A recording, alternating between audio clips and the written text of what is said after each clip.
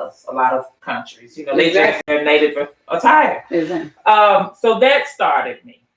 And I will admit, it took many years because I would kind of like leave church, go back to church, leave church, because you feel guilty. I was once in the pulpit. I preached from the pulpit.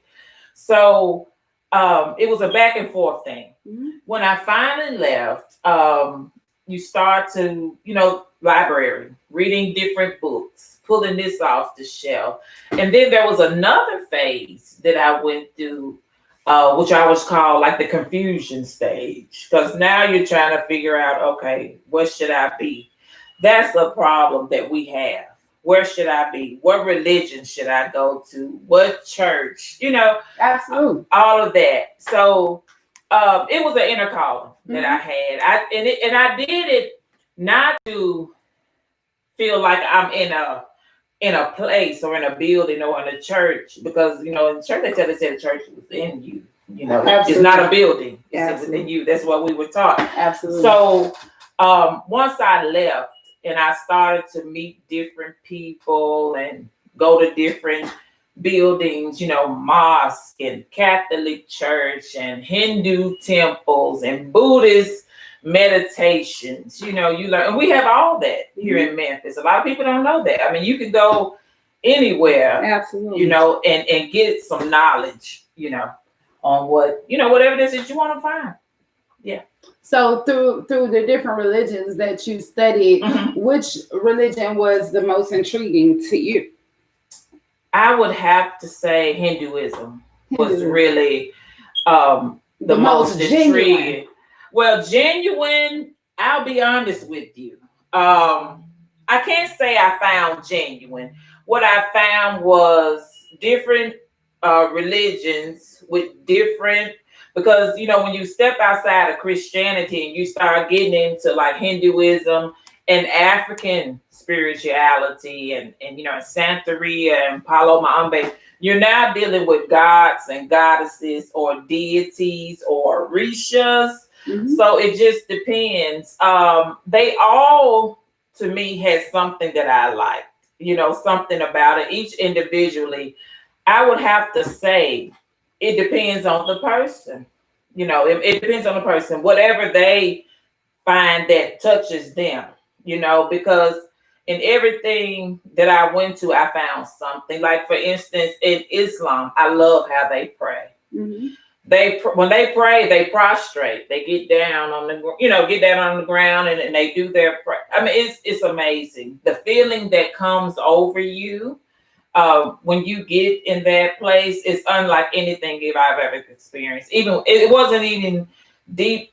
Church was okay, but the devotion that they have, when they get down and prostrate and offer themselves or offer their prayers to God, it was unlike anything else I've ever experienced. Yeah. That's deep. That's interesting. That's interesting. I like it. That's interesting. It's amazing. And so in Hinduism, like that's the one that you said like touched you the most. Like And for those of your listeners that's never went outside of church, what I'm saying is what I've experienced. So, don't freak out. It should be like, she's talking about feeding gods and goddesses, because in their religion, and like in some other religions, they give food to their deities or their gods or their rishis. So when they would go around, I was curious about that because I seen that in like a nail shop salon. They have the Buddhism and they have the food. Yeah, absolutely. They have donuts laying there. They're feeding. Right. And I sat there one time and I was in the shop and I was like, what is this? And like, what is this about? It's their religion. And I asked, and that's what she said. Their religion, they feed their gods. He had a cigarette. He was smoking a cigarette. And I was like, okay, this is different from what I was taught though. But people in their culture were taught a religion and a belief. So that's why I say, like most traditional Christians, they're so closed-minded and judgmental that they don't even give themselves a chance to gather knowledge or insight about others and how others live and how others believe what they believe and why they believe what they believe, because it's so tight knit. Like you have to be like a certain way in the quote unquote in the traditional church way. I remember I went to a church in Chicago one time, and I feel like for me, I always had my own connection. So I feel like it should be come as you are. And so I walked in this church and like I felt so out of place. You know, I felt so out of place. Like it's like they made me feel dirty. You know, like they looked me up and down, really so judgmental. I felt so cold, like it wasn't welcoming at all. Like so, and that's what I feel like the church home should be welcome. Come as you are, not any judgments, not anyone looking at you in any type of way and making you feel any type of way. And so I've been in those situations numerous of times. And not only that, I see a lot false prophet within those situations that I've been in. And so these are the leaders and the people that you say that I should follow, which is preacher who drinks on the weekend or pays for prostitutes or sleeping with someone in his congregation, cheating on his wife or doing something that's negative of sinning. And so like some people to me are misled and closed-minded and won't open their minds to other things and other avenues of life because they've been taught a certain thing and to live in a certain way. So that's what we're talking about today. You know, hey, Mike Spook. We just chopping it up right now. Get Up Music Radio about just judgments and belief in religions and being open-minded and closed-minded to life. It's in itself. I think a lot of people live a closed-minded way of life and a one-track mind way of life because that's what we were accustomed to living like and being like. And it's so like the Matrix to me. And so that's why instead of my show on Sundays being like the traditional gospel show, hey TT, I'm righteous and I'm ratchet. So like you still have to love me as I am though. You know, I'm a no judgmental zone over here. So I do give gangster gospel on Sundays. It's not traditional. We still rough around the edges, but who's to say that we can't give gospel because we made mistakes or you have a little rough edges to you? You still should be loved and welcomed as you are. So that's what I feel on any religion or belief. Let's be less judgmental because, and especially when we lack understanding of what they believe and what they understanding is. So I hate like racism in anything. It's a lot of racism within religion to me. Like it exists today. So like that's why I try to like have understanding about not just one religion, but all. I like to understand. I want to overstand things. I seek overstanding things. So like leave your judgments to yourself. Like that's how I feel. Like I don't think you could be too gangster to give gospel or worship who you worship, what makes you happy and bring you peace in your life. I think that's how you should live your life. You shouldn't get accustomed, like, because you feel like you didn't go to church, you felt bad. Like you felt a type of way, but you were seeking an understanding of what your purpose was in this life. So I understand. So what's up, Capra? What else you want to give the listeners today? Well, you know, one thing, first I would say as a Black community, that we're going to have to start respecting each other. Yes, come on, Queen. I think that, in my opinion, a lot of our problems would go away if we start respecting one another. We've lost the respect. And a lot of that can go under the subject of religion, because when we find out a person is a Muslim or a Jehovah's Witness or a Catholic or whatever, you know, we tend to, as you say, judge each other. We got to stop doing that. Stop. Because if you don't understand, you have Google, you have all this information. It doesn't mean that you're going to agree. Exactly. You might not agree, because even in my studies, it's a lot of things I don't agree with. I'd be like, well, no, I don't like that. Yeah, but I read it. You are reading for knowledge. Yeah. So don't. Because we live in a very diverse, situation right now. It's people from all over the world. You can go anywhere in the country or even outside, abroad. You're going to meet people. Absolutely. They were raised different. They came under different, from their parents, whatever their parents taught them. We have to learn to respect each other. Absolutely. And I think that's why, I can get along with a lot of different people, because I've studied, and then, I can go around, and then if we have a conversation about religion, we can chop it up, because I've studied, and I might not know everything, but I'll know the basics, and, might know a few prayers, or, I know about this deity, and, things like that. So, we have to get out of, as you say, the judgment of each other. And thinking that your way is the only way, and your way is the right way, and that is the only doctrine that is the righteousness of the righteous's way, because it's other beliefs and it's other religions. So that's what I say. You should lack judgment and gain understanding if in things you don't know. And if you don't know, please don't judge them, because you don't know. Gather knowledge before you can really cast your opinion. You have to understand it to have an opinion. So that's what I say. And I feel like the most judgmental religion is Christians, and that is the one that we supposed to hold so near and dear, and that's the one that I was brought up on. But I also I had Catholic religion insight as well coming up, so that's what made me understand that it was definitely other religions. I had a aunt that went to a Catholic church. And I just never understood it as a kid. I would go to church with her, and I'd be like, I don't know. It just didn't appease to me and my spirit. It wasn't me. It wasn't for me. I didn't understand. You like hymns. No, no.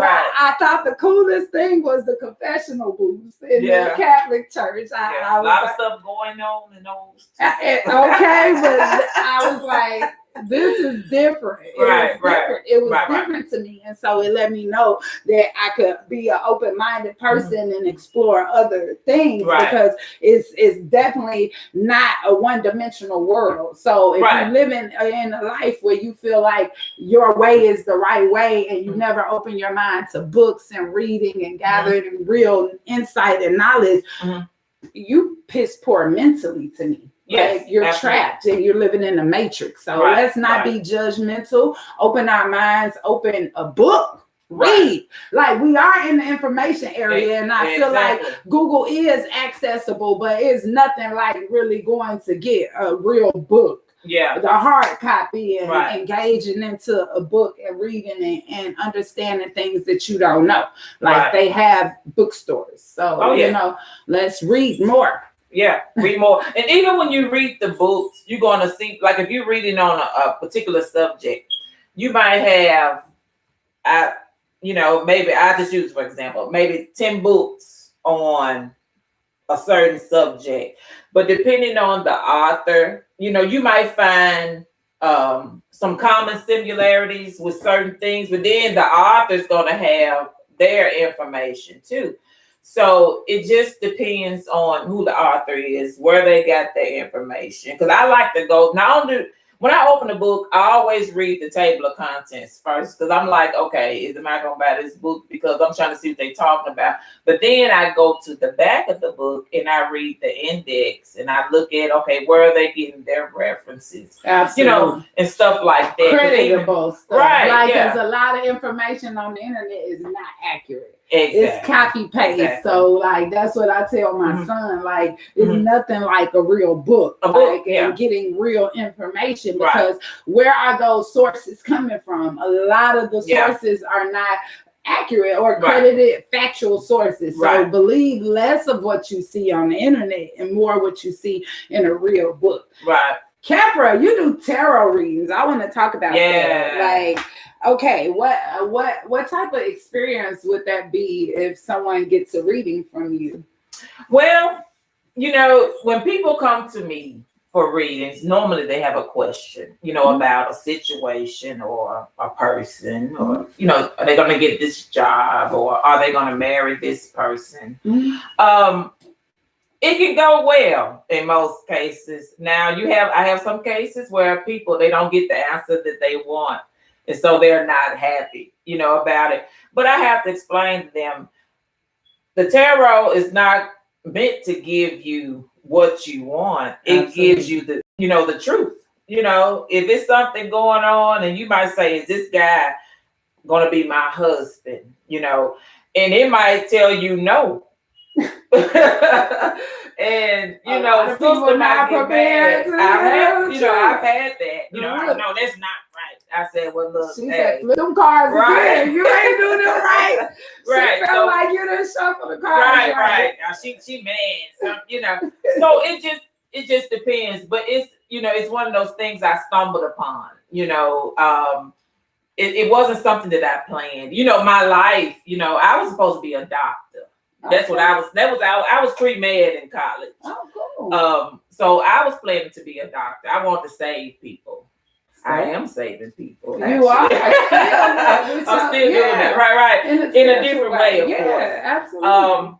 But yeah, you know, tarot is cool. You know, once you, as we said, get out of the religion, because you know, in the Bible it speaks about, you know, tarot and mediums and things like that. We're not supposed to, if you're Christian, you're not supposed to involve yourself with these people because it's of the devil. So, you know, when I first got into it, it was almost like, I'm like, well, fuck it. Shit, I'm going to get the goddamn cards and shuffle them and you know, and I found that there was a lot of truth, because now we're dealing with spirit. We're not dealing with the physical anymore. Once you start getting into a lot, like some of the religion we spoke about, like Hinduism and stuff, when you start dealing with gods and goddesses and deities, that's a whole nother level. You know, we're taking it from the physical now to the spiritual realm. Okay. And a lot of people may not be ready for that. You know, because when you're in church, they just say, pray to Jesus, talk to Jesus. Which is the physical realm. Right. The physical realm. But when you start getting into the spirit, you're talking about a whole nother situation. Absolutely. You know what I'm saying? So, you know, I think a lot of people call me for readings, to get readings just to see if they're going to get the answer that they want, you know, or something like that. They're not really seeking spiritual counsel, is what I call it, you know, spiritual counseling. But yeah, it's a great tool. I think it's wonderful. How long have you been doing readings? I've been doing readings, what's this, 2020, about 10 years, about 10 years. Like I said, it was something I stumbled upon when I started going to the spiritual store downtown, Ebo's, you know. I went in there just looking for candles, because I had started getting into burning candles and, you know, things like that. So I would see the tarot cards and I'd be like, I was drawn to them, and I was like, And so, but it was a while before I actually bought my first deck of cards. Now I have many decks of cards. Different cards mean different things. Yeah. There are levels to the cards. Well, in tarot, you're dealing more with your major, what they call major and minor arcana. You know, you got things like that. Then they have oracle cards. Excuse me. Okay. Oracle cards are more like yes, no type. You know, they're gonna kind of just give you the answer. When you're in tarot, you're kind of doing like more of a you got this going on, but you know, to do this, you gotta fix it and do this, and you know, it's a little bit more what's the word, specific. Okay. You know what I'm saying? You're gonna get into this specific stuff, but in oracle, it's more like it's telling you what you need to do. Like if you need to like I have one deck that gets into more like self-help or self-love. You know, if you need to do this to increase your self-love, it'll give you some specifics on that. So, you know, it just depends. It can be very broad, you know, in tarot and oracle cards, you know, but like I said, it was one of those things I never thought I would be doing. And then somebody gave me a reading and told me that I was supposed to be doing tarot. And I was like, what? You know, so yeah. So it just depends, because you know you can get readings from mediums, you know, a lot of different stuff. So, you know, when you talk about spirit, man, I mean, they can go a lot of ways. A lot of ways. So if someone was interested in getting a reading from you, where would they find you? Well, they can reach me, you know, by phone, you know, 901-265-1033. Hit me up. You know, I'm always available. This is my life. This is what I do. You know, this is what I'm doing. Very intriguing. Yes. Interesting. It's definitely interesting. You're in the mix with me, Miss Bombay, the rap diva. Got my girl Kepra in the building. I'm about to get Tequila, Olivia Rose on the line. Let her be fabulous too. Let me call her, because she always has an opinion. I'm gonna get into some more music for a minute and holler at my girl Kepra, and we will be back. Gizzo Music Radio again. You in the mix with your girl Miss Bombay. I got my girl Kepra giving y'all some insight. We just chilling. We just doing us. So stay in the mix if you want to listen to great insight. She has so much insight. Be open-minded. Don't close your mind. Open your mind to life and living life. Stay in the mix with your girl, Miss Bombay. You are so good at this, girl. How long have you been doing this? A minute now. Yeah, you're a natural. Okay. You have the radio, you know, to me, like on being on radio, you have a certain type of voice. I think it's just your personality. Well, that too. Yeah. That's true. Hey, Mike. When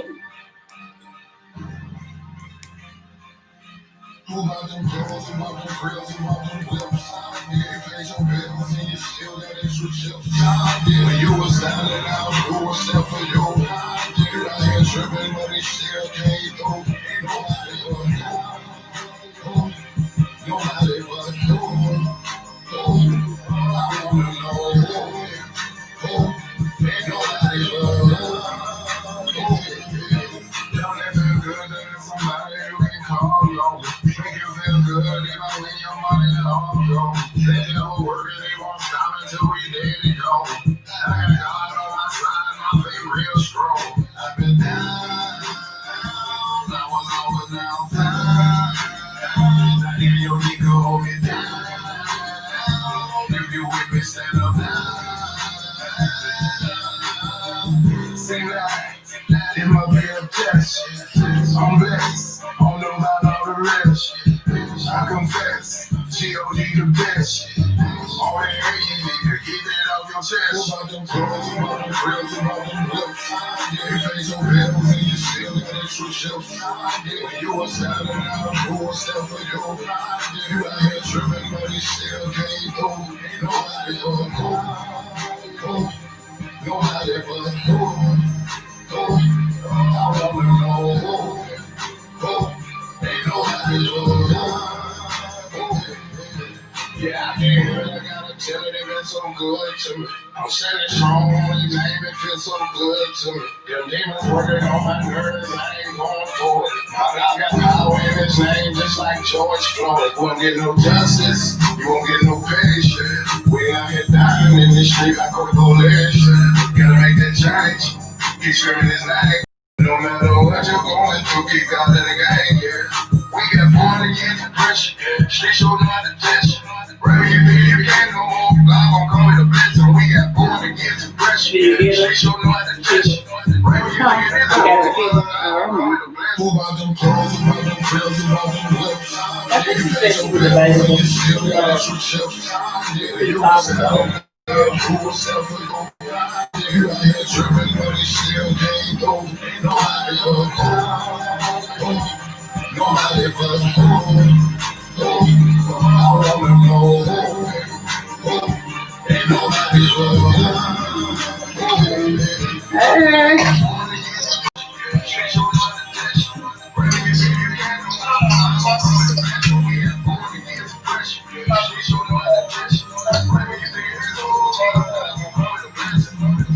All right. My baby finally on the way. She been gone for 2 nights. Where's she at? I ain't let her ask, not even this little bit. Only when I went to